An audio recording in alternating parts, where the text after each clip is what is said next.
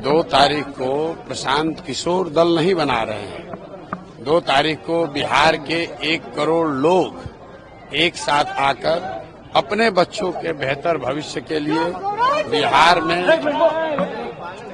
लालू, नीतीश और भाजपा के जो पिछले 30 साल का जो राज रहा है उससे मुक्ति के लिए, अपने बच्चों के पढ़ाई के लिए, उनके रोजगार के लिए, पलायन को रोकने के लिए, एक बेहतर भविष्य के लिए बिहार के लोग मिलकर ये दल बना रहे हैं।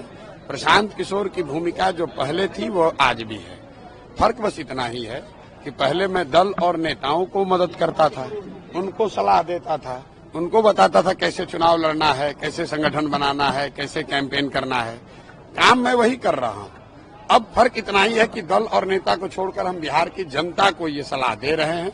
और जो आप देख रहे हैं, अभी 28 तारीख को यहाँ बैठक हुई, आज बैठक है और ऐसी 7 बैठकें होंगी जो 1.5 लाख से ज्यादा लोग जो इसमें सक्रिय भूमिका में हैं, या यूथ क्लब चला रहे हैं, संगठन चला रहे हैं, वो लोग जुटेंगे, बैठेंगे और 2 तारीख को सब मिलकर 1 करोड़ सदस्यों के साथ इस दल की नींव रखी जाएगी, जो अपने आप में इस देश के इतिहास में पहली ऐसी घटना होगी जब दल बनने से पहले, दल बनाने के बाद लोग जुटा लें वो अलग बात है, यहाँ 1 करोड़ बिहार के लोग मिलकर दल बना रहे हैं, वो पहली ऐसी घटना होगी और 2 तारीख को आप उसको देखेंगे। बिहार में पहले से पॉलिटिकल डोमिनेंस वाली पार्टियां है सर, आप कितना कॉन्फिडेंट है कि 25 में आप लोग जीत कर आएंगे, जैसे कि आप भैया बोल रहे हैं? ऐसा है कि जनता के सामने कौन है? जन बल के आगे कोई बल है नहीं। आपने देखा जब हम लोगों ने जन स्वराज पदयात्रा शुरू की थी, तब एक छोटा सा MLC का चुनाव हमने लड़ाया था, निर्दलीय किसी साथी को, वो चुनाव जीत कर आए। अभी रुपौली में चुनाव हुआ है, वहां देख लीजिए कहाँ गए जातीय समीकरण, कहाँ गए इन दलों का वर्चस्व। जिन दलों के जातियों के आंकड़े 1 लाख थे, उनको 30,000 वोट मिला है। ये तो लोगों के मन में एक डर बैठा दिया गया है कि अगर आपके पास पैसा नहीं है, साधन नहीं है, जाति की संख्या नहीं है, तो आप चुनाव नहीं लड़ सकते हैं, बिहार में राजनीति नहीं कर सकते हैं। आप मुझे ये बताइए कि नीतीश कुमार जी के अपने जाति के कितने लोग बिहार में रहते हैं? लालू जी के अपने जाति के कितने लोग बिहार में रहते हैं? और उन जातियों के भी सारे लोग उनके साथ नहीं हैं, फिर भी वो लोग 30 साल से शासन कर रहे हैं। तो ये एकदम भ्रम मत पालिए। जनता को ये समझ है, बिहार में विकल्प न होने की वजह से लोग अब गलत नेताओं को भी मजबूरी में वोट देते रहे। वो वोट उनको नहीं है, जो यहाँ का मुस्लिम समाज है वो लालटेन को और लालू जी को पसंद करके वोट देता है, ऐसी बात नहीं है। वो सिर्फ और सिर्फ भाजपा के डर से उनको वोट देता है।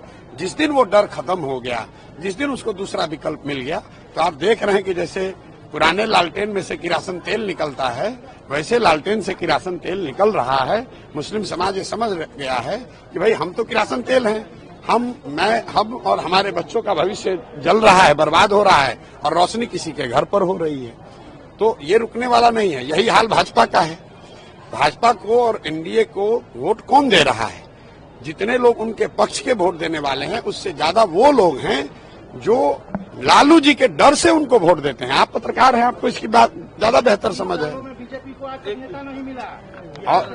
और मुझे ऐसा लगता है कि ये जो राजनीतिक बंधुआ मजदूरी, जो ये दोनों फॉर्मेशन NDA और राजद के लोग जो 30 वर्ष से बिहार की जनता के मजबूरी का फायदा उठाते रहे हैं, आप देखेंगे कि अब जनता एकदम उसको तोड़कर निकलेगी और 2025 में बिहार में जनता का राज बनेगा।